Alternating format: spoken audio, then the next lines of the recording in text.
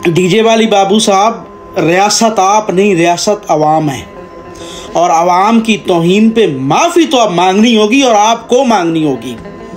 आप रियासत नहीं हैं।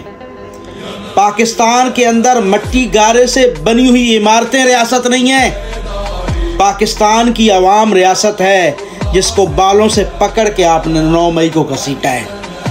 पाकिस्तान का वो लीडर रियासत है जिसको गिरेबान से पकड़ के आपने घसीट के बेगुनाह जेल में डाला है। डीजे वाली बाबू साहब, रियासत वो मशरकी पाकिस्तान था जिनकी बच्चियों की शलवारें आपने उतारी थी, जिनके बलात्कार किए थे आपने।